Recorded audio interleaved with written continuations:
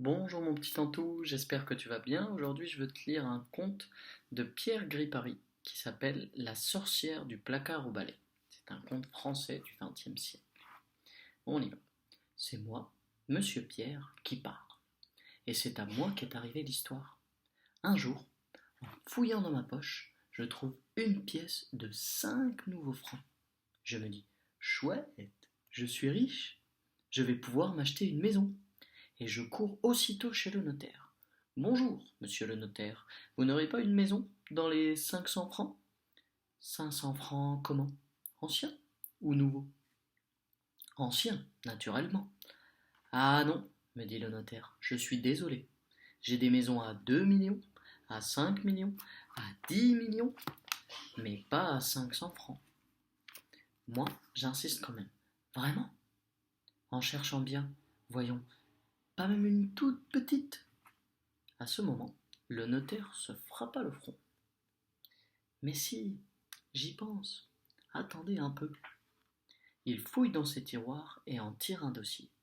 Tenez, voici une petite villa située sur la grande rue avec chambre, cuisine, salle de bain, living room, pipi room et placard au balai. Combien? 3 francs 50.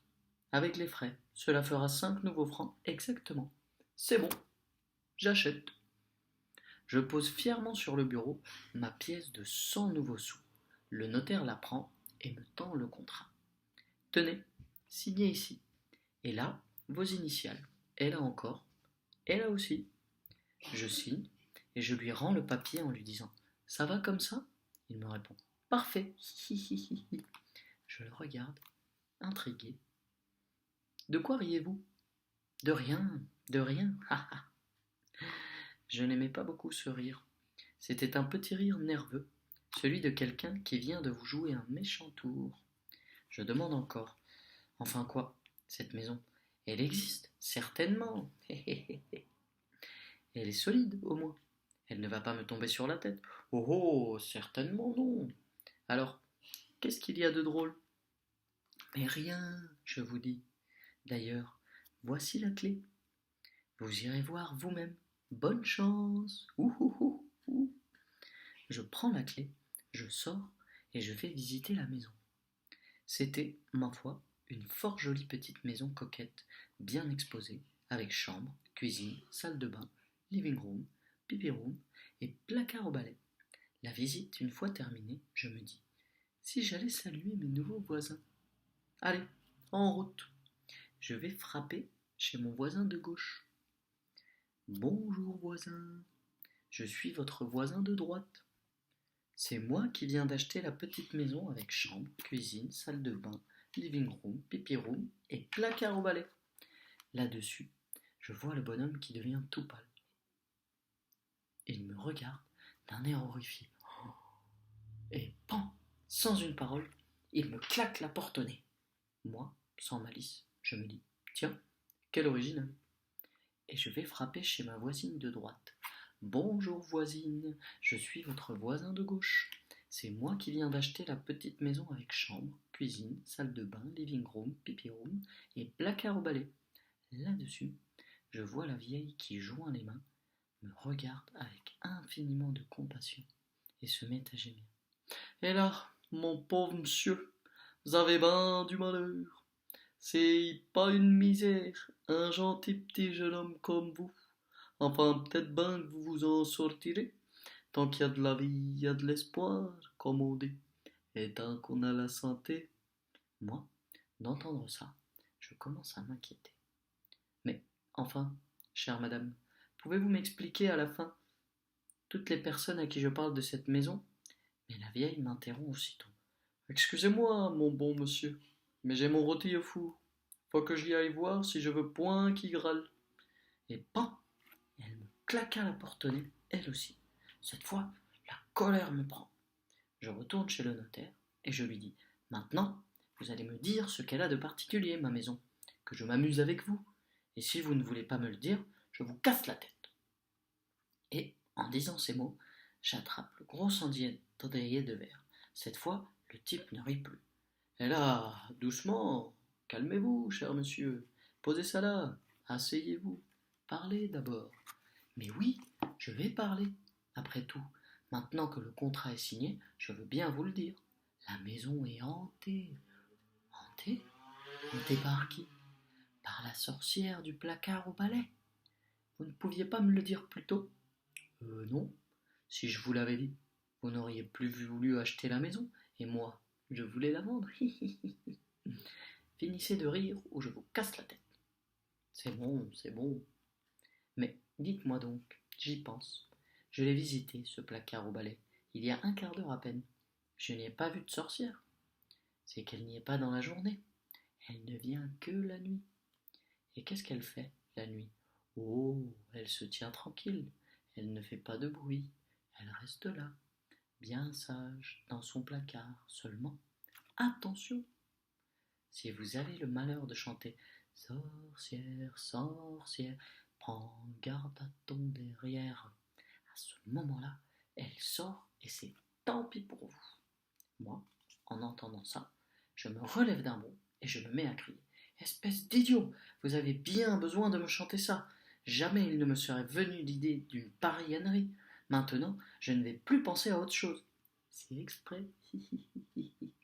Et comme j'allais sauter sur lui, le notaire s'enfuit par une porte dérobée. Que faire? Je rentre chez moi en me disant, après tout, je n'ai qu'à faire attention. Essayons d'oublier cette chanson idiote. Facile à dire. Des paroles comme celle-là ne se laissent pas oublier. Les premiers mois, bien sûr, je me tenais sur mes gardes. Et puis, au bout d'un an et demi, la maison, je la connaissais. Je m'y étais habitué, elle m'était familière. Alors, j'ai commencé à chanter la chanson pendant le jour, aux heures où la sorcière n'était pas là. Et puis dehors, où je ne risquais rien. Et puis, je me suis mise à la chanter la nuit, dans la maison. Mais pas entièrement. Je disais simplement Sorcière, sorcière. Et puis je m'arrêtais. Il me semblait alors que la porte du placard au balai se mettait à frémir. Mais comme j'en restais là, la sorcière ne pouvait rien. Alors, voyons cela, je me suis mis à dire chaque jour un peu plus.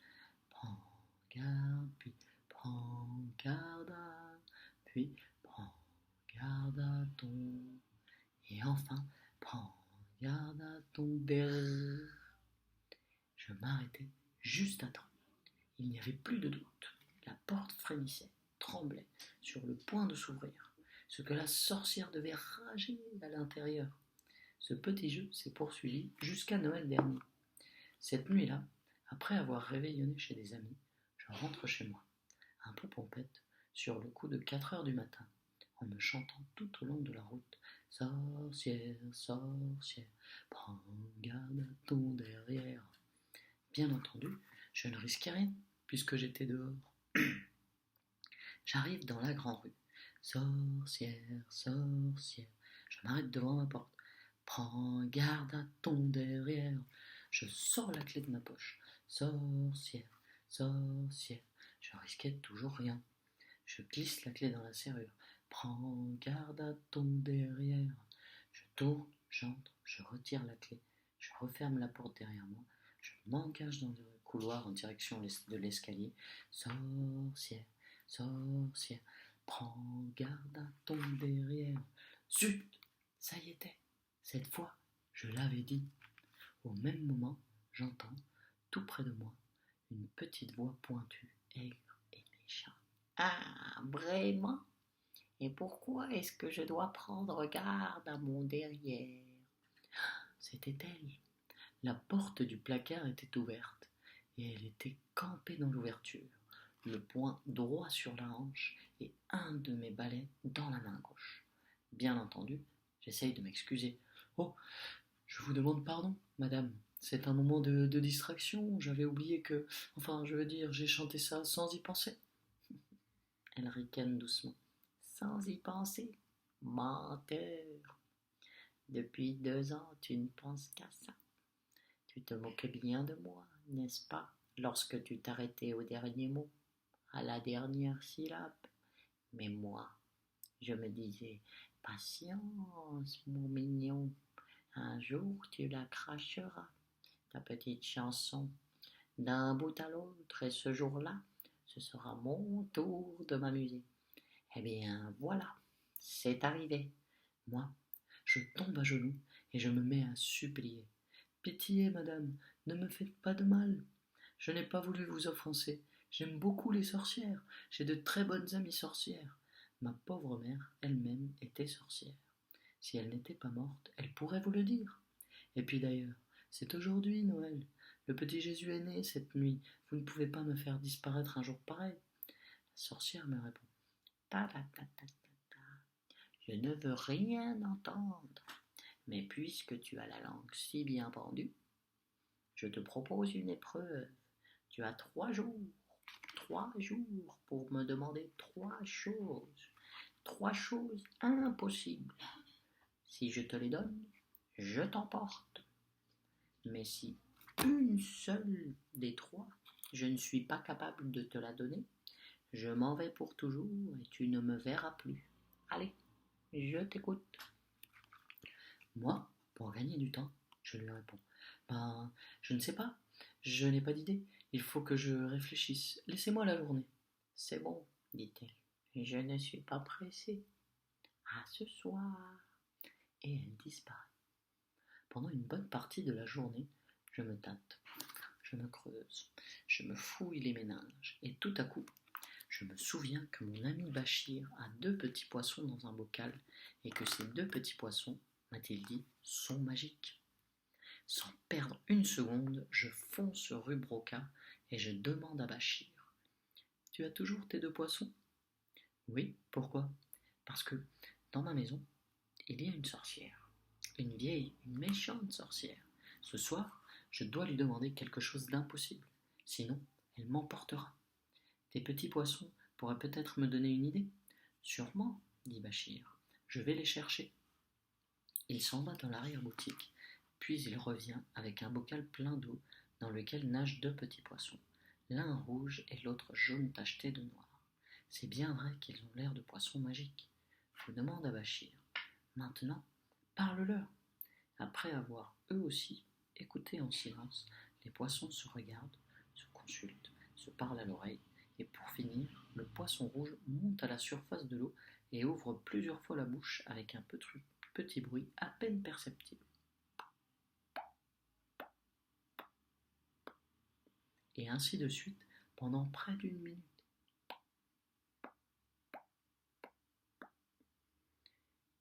Qu'est-ce qu'il raconte? Il me répond. Ce soir, quand tu verras la sorcière, demande-lui des bijoux en caoutchouc qui brillent comme des vrais. Elle ne pourra pas te les donner. Dans le couloir, la sorcière m'attendait. Alors, qu'est-ce que tu me demandes? Sûr de moi, je réponds. Je veux que tu me donnes des bijoux en caoutchouc qui brillent comme des vrais. Mais la sorcière se met à rire. Cette idée-là n'est pas de toi, mais peu importe, les voilà.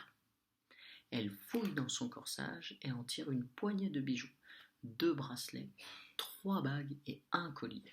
Tout ça brillant comme de l'or, étincelant comme du diamant, de toutes les couleurs, et mou comme de la gomme à crayon.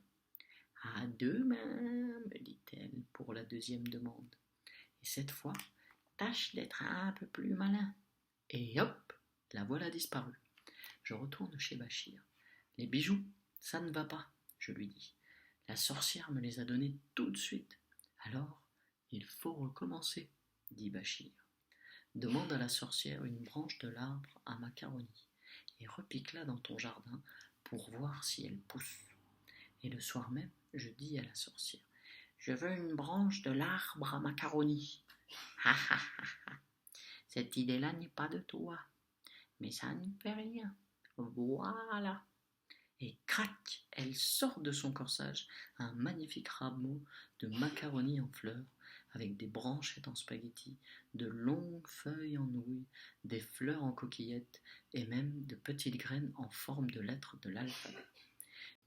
Je suis bien étonné, mais tout de même, j'essaye de chercher la petite bête. Ce n'est pas une branche d'arbre, ça ne repousse pas. Crois-tu? Dit la sorcière. Eh bien, repique-la dans ton jardin et tu verras. Et à demain soir. Moi, je ne fais ni une ni deux. Je sors dans le jardin, je creuse un petit trou dans un plate-bande, j'y plante la branche de macaroni, j'arrose et je vais me coucher. Le lendemain matin, je redescends. La branche est devenue énorme. C'est presque un petit arbre, avec plusieurs nouvelles ramures et 2 fois plus de fleurs. Je l'empoigne à 2 mains, j'essaye de l'arracher. Impossible. Je gratte la terre autour du tronc et je m'aperçois qu'il tient au sol par des centaines de petites racines en vermicelle. Cette fois, je suis désespéré. Je n'ai même plus envie de retourner chez Bachir. Je me promène dans le pays comme une âme en peine et je vois les bonnes gens se parler à l'oreille quand ils me regardent passer. Je sais ce qu'ils se disent. Pauvre petit jeune homme, regardez-le, c'est sa dernière journée, ça se voit tout de suite. La sorcière va sûrement l'emporter cette nuit. Sur le coup de midi, Bachir me téléphone. Alors, ça a marché? Non, ça n'a pas marché. Je suis perdu. Ce soir, la sorcière va m'emporter. Adieu, Bachir. Mais non, rien n'est perdu. Qu'est-ce que tu racontes? Viens tout de suite, on va interroger les petits poissons. Pourquoi faire? Ça ne sert à rien. Et ne rien faire, ça sert à quoi? Je te dis de venir tout de suite, c'est honteux de se décourager comme ça. Bon, si tu veux, je viens. Et je vais chez Bachir. Bachir me dit, écoute bien et fais très attention, car ce n'est pas simple. Ce soir, en retournant chez toi, demande à la sorcière qu'elle te donne la grenouille à cheveux. Elle sera bien embarrassée, car la grenouille à cheveux, c'est la sorcière elle-même. Et la sorcière n'est rien d'autre que la grenouille à cheveux qui a pris forme humaine. Alors, de 2 choses l'une, ou bien elle ne peut pas te la donner, et en ce cas elle est obligée de partir pour toujours, ou bien elle voudra te la montrer quand même, et pour cela, elle sera obligée de se transformer. Dès qu'elle sera devenue grenouille à cheveux, toi, attrape-la et ligote-la bien fort et bien serré avec une grosse ficelle. Elle ne pourra plus se dilater pour redevenir sorcière. Après cela, tu lui raseras les cheveux, et ce ne sera plus qu'une grenouille ordinaire, parfaitement inoffensive. Cette fois, l'espoir me revient. Je demande à Bachir, peux-tu me vendre la ficelle? Bachir me vend une pelote de grosses ficelles. Je remercie et je m'en vais. Le soir venu, la sorcière est au rendez-vous. Alors, mignon, c'est maintenant que je t'emporte? Qu'est-ce que tu vas me demander à présent? Moi, je m'assure que la ficelle est bien déroulée dans ma poche et je réponds, donne-moi la grenouille à cheveux.